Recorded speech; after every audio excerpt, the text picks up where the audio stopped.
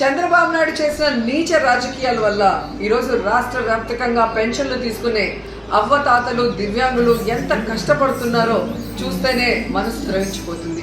ఎందుకంటే ఈరోజు చంద్రబాబు నాయుడిని ఇష్టపడే వాళ్ళు ఈ రాష్ట్రంలో ఎవరూ లేరు.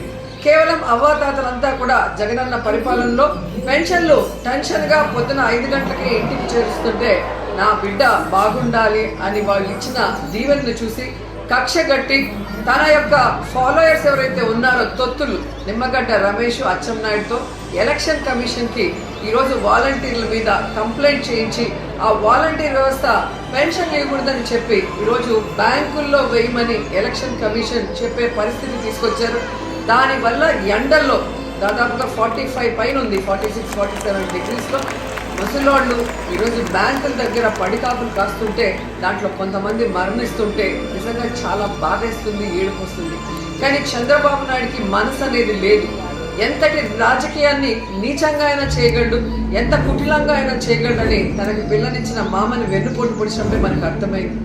58 నెలలు ప్రజలకి కష్టం లేకుండా సచివాలయ వాలంటీర్ వ్యవస్థ ద్వారా జగన్మోహన్ రెడ్డి గారు ప్రతి సంక్షేమాన్ని ఈవెన్ పెన్షన్ రైస్తో సహా పేద ప్రజల ఇళ్లకే పంపిస్తుంటే ఈరోజు కక్ష కట్టి 1 నెల గ్యాప్ వచ్చే ముందుకి ఎలక్షన్ కమిషన్కి కంప్లైంట్లు ఇచ్చి ఏ విధంగా ప్రజల్ని ఎండల్లో తిప్పి వాళ్ళ మరణానికి కారణమవుతున్నారో ప్రతి ఒక్కరు కూడా గమనించాల్సిన విషయం.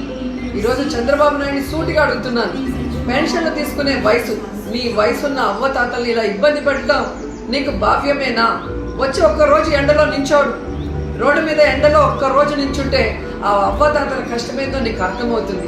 కేవలం అధికార దాహంతో ఈ విధంగా ముసలాళ్ళని దివ్యాంగుల్ని ఇబ్బంది పెట్టడం నీకు సబబేనని అడుగుతున్నాం. సో ఖచ్చితంగా మీ గ్రామాల్లోకి తెలుగుదేశం పార్టీ వాళ్ళు కానీ జనసేన వాళ్ళు కానీ ఓట్లకు వస్తే చొక్కా పట్టుకొని నిలదీసి ఆ చంప ఈ చంప వాయించండి. రాబోయే ఎన్నికలు మే 13 జరిగే ఎన్నికల్లో మిమ్మల్ని ఇంత ఇబ్బంది పెట్టిన ఆ చంద్రబాబు నాయుడిని, ఆ బీజేపీని, ఆ యొక్క జనసేనని తరిమి కొట్టండి అని కూడా ప్రతి ఒక్కరిని కూడా కోరుకుంటున్నాను. జగనన్న ఉంటేనే అన్ని ఇంటికి వస్తాయి, అందరూ సంతోషంగా ఉంటారు, సుఖంగా ఉంటారు, ఏ కష్టం లేకుండా పేదవాళ్ళందరూ కూడా. కానీ చంద్రబాబు నాయుడు అనేవాడు ఇంకా రాకముందే నెల రోజు ఎలక్షన్ కమిషన్లో చేతిలోకి ప్రభుత్వం పోగానే ఎలా బిహేవ్ చేస్తున్నాడు, తన తొత్తుల్ని పెట్టి కంప్లైంట్ ఇచ్చనేది ప్రతి ఒక్కరు కూడా గుర్తుపెట్టుకోవాలని తెలియజేసుకుంటున్నాను.